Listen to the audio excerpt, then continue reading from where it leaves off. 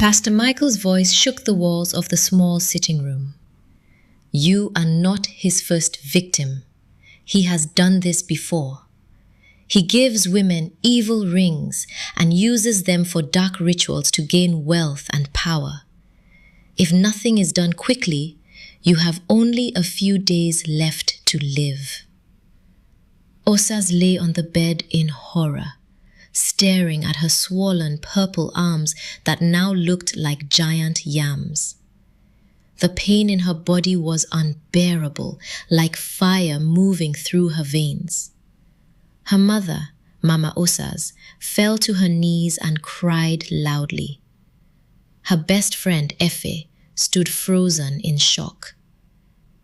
But he loved me, Osas whispered through tears.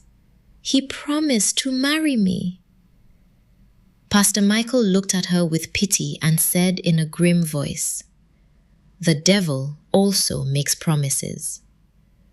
Osas turned her eyes to the shining diamond ring lying on the bedside stool. Just weeks ago, it had looked like the answer to all her prayers. Now, it looked like the beginning of her destruction. How did it all come to this? How did a dream of marriage become a nightmare of pain, betrayal, and near death? As you are watching, please do not forget to drop your comments. Tell me, which country are you watching my photo story from? Now, let's continue with the story.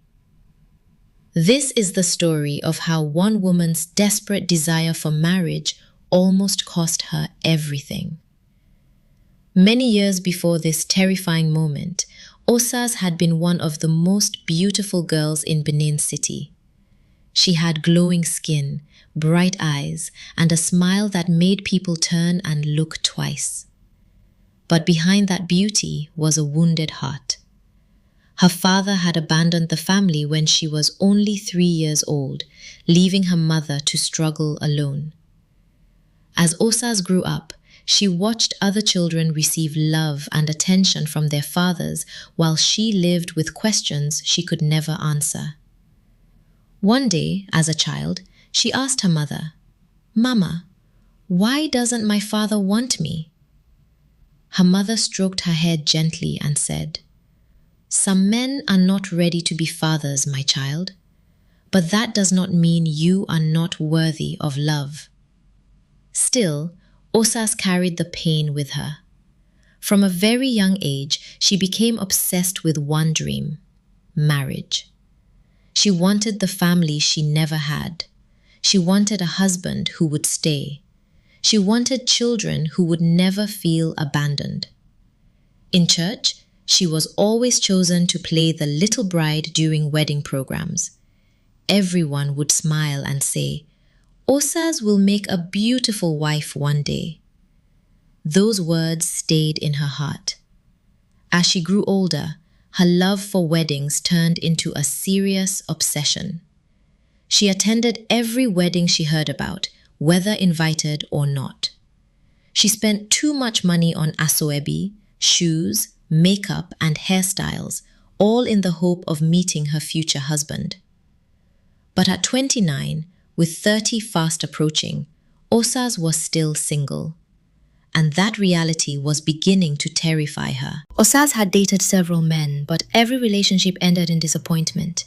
One boyfriend told her, "You are too desperate for marriage." Another said, "My family will never accept you." And the last one looked her in the face and said, "There is more to life than becoming someone's wife." Then he blocked her number. Each breakup left Osas more hurt, more insecure, and more determined to get married as quickly as possible. Her best friend Efe warned her often. "Osas, slow down," she would say. "Not every man is your husband." But Osas didn't listen. Then one day, she got invited to a glamorous wedding in Abuja.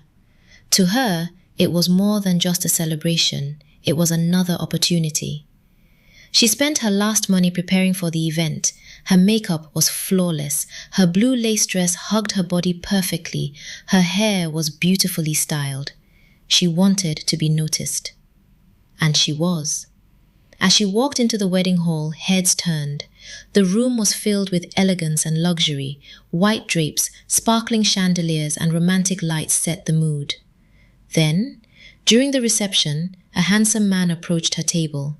He wore spotless white native attire, an expensive wristwatch, and a smile that looked too perfect to be real. "Is this seat taken?" he asked. That was how Raymond entered her life, and from the very first moment, Osas felt like her prayer had finally been answered. Raymond was everything Osas thought she had been waiting for. He was confident, charming, handsome, and smooth with his words. As they talked at the wedding, he made her laugh, complimented her beauty, and paid attention to every little thing she said.